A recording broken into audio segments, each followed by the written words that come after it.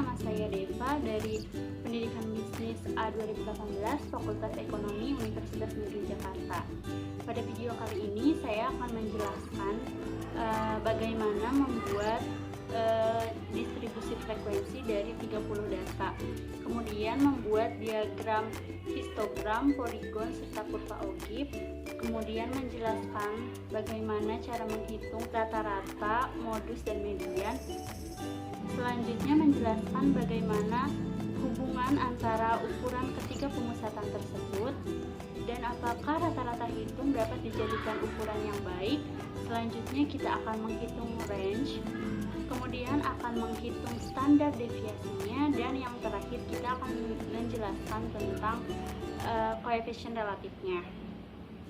Oke, yang pertama yang harus kita lakukan adalah mencari datanya. Saya sudah menemukan datanya seperti berikut. Nah, untuk membuat data distribusi frekuensi, yang pertama yang harus kita lakukan adalah mengurutkan data dari yang terkecil sampai yang terbesar, sehingga datanya akan menjadi seperti ini. Nah, jika sudah diurutkan, kita akan menemukan data yang terbesar dan data yang terkecil. Data yang terkecilnya 15 dan data yang terbesarnya adalah 95. Nah, kemudian kita hitung jumlah kelas. Kita menggunakan rumus K sama dengan 1 ditambah 3,3 dikali log N. Nah, N-nya di sini adalah 30 karena datanya kan berjumlah 30. Nah, selanjutnya setelah kita hitung hasilnya seperti ini. Nah, kenapa menjadi 6? Karena kita bulatkan dari 5,87. Berikutnya kita akan menghitung interval kelas. Rumusnya adalah range yang tadi dibagi jumlah kelas, jadi 80 dibagi 6. Hasilnya 13,3333, kita bulatkan saja jadi 13. Oke, kita lanjut membuat diagram poligon, histogram, dan kurva Ogive. Nah, untuk membuat diagram ini kita harus membuat tabel dulu. Tabelnya itu terdiri dari kelas ke, nilai ujian, tepi kelas, nilai tengah kelas, dan frekuensi. Nah, kalian bisa lihat tabelnya itu seperti ini. Nah, kelas ke kita isi 1 sampai 6 karena tadi kita sudah menemukan jumlah kelasnya ada 6. Selanjutnya, yang nilai ujian kita isi dari yang terkecil tadi. Yang terkecil kan datanya 15, kemudian ditambah 13 dikurang 1. Kenapa 13 dikurang 1? Karena tadi interval kelasnya 13 dan dalam rumusnya dikurang 1 jadi 12. Jadi langsung aja 15 strip 27, kemudian dilanjutkan ke bawah gitu. Dan selanjutnya tepi kelas. Tepi kelas itu didapat dari yang di samping itu yang nilai ujian. Nilai ujiannya kan itu kan 15 yang paling kiri. Nah, itu dikurang 0,5. Begitupun yang bawahnya 28 dikurang 0,5 jadi 27,5 dan seterusnya seperti itu. Kemudian nilai tengah kelas itu didapat dari yang nilai ujian yang di situ yang 15 ditambah 27 hasilnya 42 dibagi 2 hasilnya 21. Begitupun yang selanjutnya yang ke bawah juga seperti itu, diambil dari data yang nilai ujian tersebut. Frekuensinya itu diisi dari yang data 30 data tadi. Jadi misalnya yang nilainya 70 ada berapa, jadi kita tulis ada berapa frekuensinya. Nah, ini sudah diurutkan. Yang nilainya antara 15 sampai 27 ada 1 orang. Yang nilainya 28 sampai 40 ada 3 orang. Yang nilainya 41 sampai 53 ada 2 orang. Yang nilainya 54 sampai 66 ada 7 orang.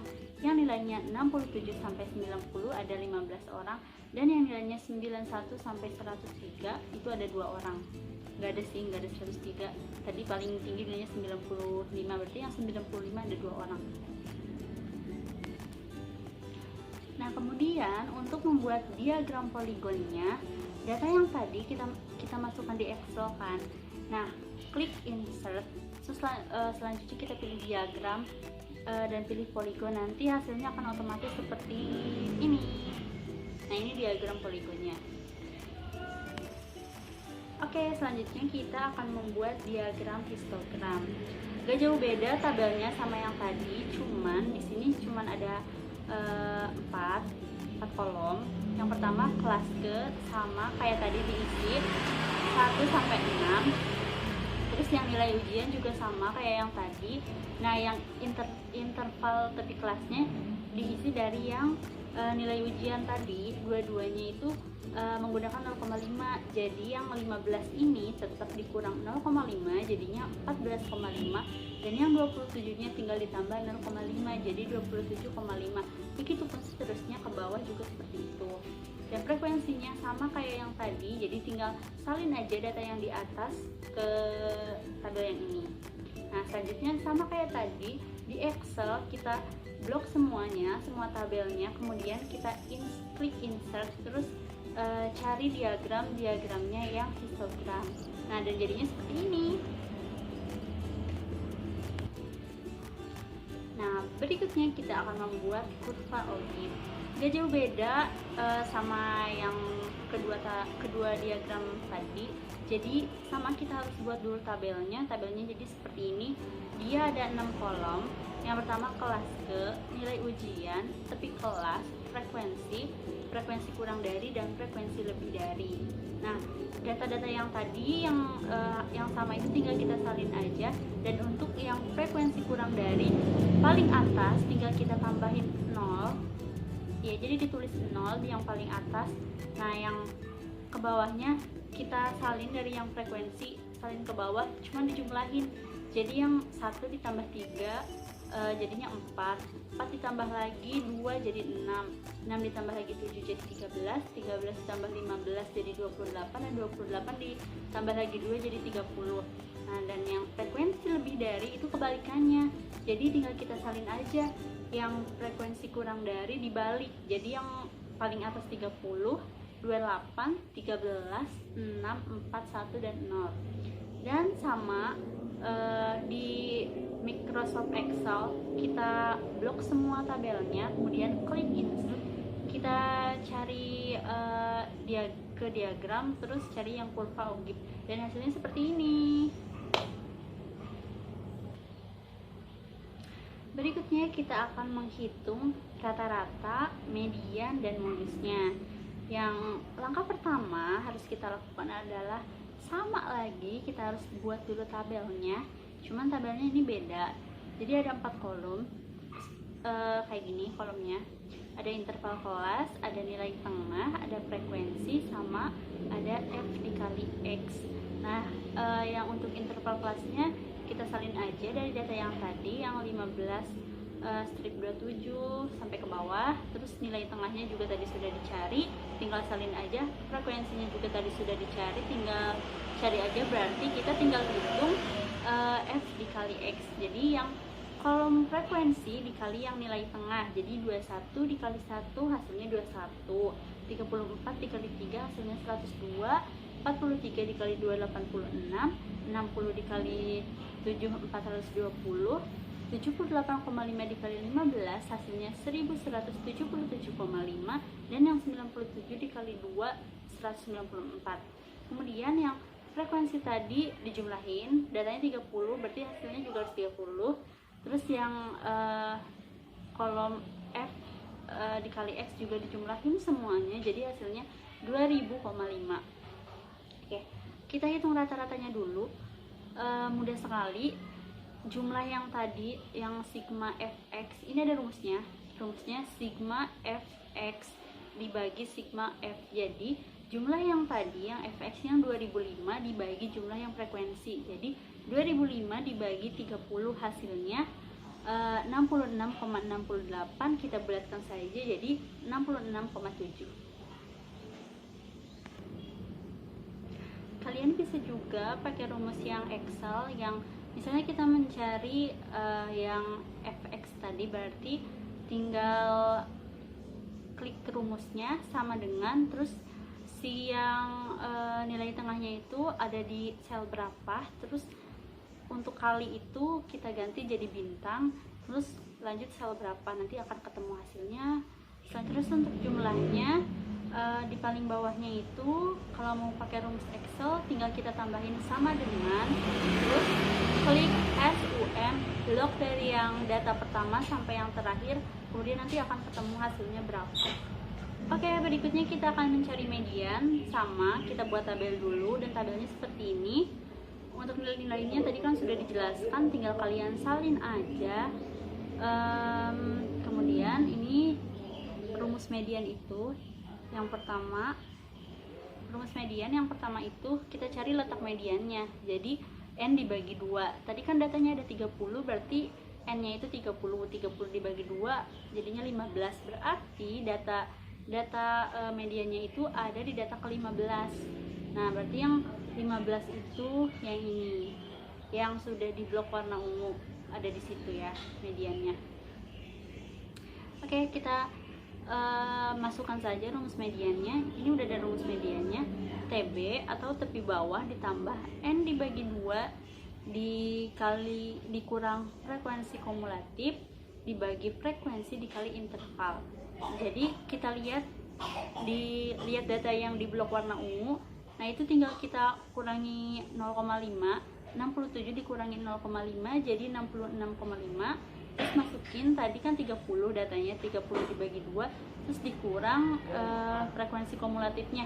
Frekuensi kumulatifnya jangan yang 28 tapi yang di atasnya. Berarti yang kita ambil datanya yang 13.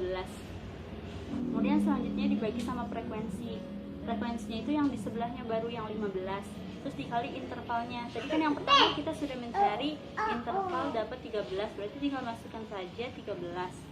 Nah, selanjutnya kita hitung dan hasilnya seperti ini. Hasilnya adalah 68,2333333. Oke, next kita menghitung modus. Sama, kita buat dulu tabelnya, dan tabelnya ada seperti ini. Datanya tinggal kalian salin aja dari yang udah kita buat di atas. Kemudian masukin rumusnya. Tapi yang pertama kita harus mencari dulu D1 dan D2 nya dulu. Oke, cara mencarinya mudah. Dari yang frekuensi kita cari data yang paling besar, artinya data itu paling banyak. Nah, udah ketahuan yang 15 itu kita blok warna ungu, berarti datanya ada terletak di situ. Nah, kita cari rumus D1 nya dulu. Berarti kita tinggal masukin 15 dikurangi 7, karena yang atasnya 15 itu 7, hasilnya 8. Begitupun yang D2, berarti ngambilnya data yang bawah, berarti 15 dikurangi 2 sama dengan 13.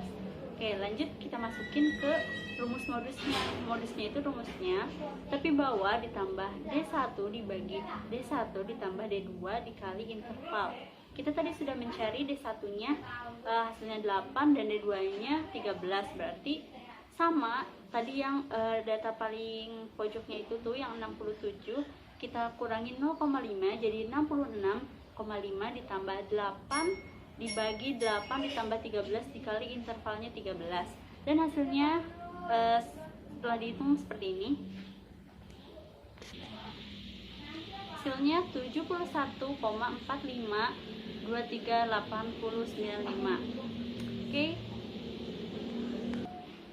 Oke. Yang selanjutnya, bagaimana hubungan antara ketiga ukuran pemusatan tersebut. Tadi kan kita sudah mencari nilai modusnya 71,4, setelah dibulatkan nilai mediannya 68,2 dan nilai min atau rata-ratanya 66,7. Jadi selanjutnya hubungan antara ketiga ukuran pemusatan di atas, modusnya lebih besar daripada median dan mediannya lebih besar daripada min, sehingga kurvanya condong ke kiri. Pertanyaan berikutnya, apakah rata-rata hitung dapat dijadikan ukuran yang baik? Jawabannya adalah ya, karena rata-rata hitung yang dihasilkan merupakan titik keseimbangan dari keseluruhan data, maka rata-rata hitung terletak di tengah data. Oke, berikutnya kita hitung range, tapi tadi di awal kita sudah hitung, jadi kita tinggal salin saja. Nilai yang tertinggi dikurang nilai yang terendah, berarti 95 dikurang 15, hasilnya 80. Oke, berikutnya kita akan menghitung standar deviasinya. Langkah yang pertama sama, kita buat dulu tabelnya, dan tabelnya terdiri dari 7 kolom seperti ini. Nah, yang tadi, yang interval kelas tinggal salin aja dari data yang di atas, nilai tengahnya juga, frekuensinya juga, yang fx-nya juga tadi kan sudah kita cari. Nah, kemudian bagaimana cara mencari kolom yang berikutnya, yang x, tinggal kita kalikan yang barusan kita cari dikali yang x. Yang barusan kita cari tinggal kita kalikan dengan yang f. Jadi yang f kan 1 dikali yang barusan yang 2088,49. Nah, hasilnya ditaruh yang di kolom yang terakhir. Begitupun selanjutnya 3 dikali 1069,29 gitu. Dan yang warna hijau itu di kolom yang paling bawah, jumlah itu tinggal jumlahin aja dari atas ke bawah, jadi hasilnya ketemu. Oke, dan yang terakhir kita akan menghitung koefisien relatifnya. Di sini sudah ada rumusnya seperti ini. Jadi dari tabel di atas, di kolom yang terakhir jumlahnya yang paling bawah kita ambil, tinggal dibagi 30, frekuensinya kan 30. Jadi 10.658,75 dibagi 30, hasilnya akar 355,291666, dan hasilnya ketemu. Seperti itu hasilnya. Berikutnya kita akan menghitung koefisien range-nya. Itu rumusnya seperti ini. Jadi nilai yang tertinggi tadi 95 dikurang 15, dan yang bawahnya 95 ditambah 15 dikali 100%, hasilnya 72,73%.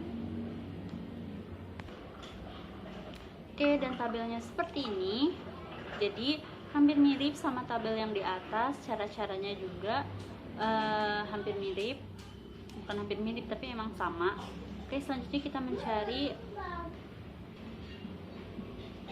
mencari MD-nya sama seperti yang tadi. Di kolom yang terakhir di paling bawah yang di blok warna hijau itu jumlahnya tinggal dibagi sama jumlah frekuensi 30. Jadi 4.821,69 dibagi 30, dan hasilnya 160,723.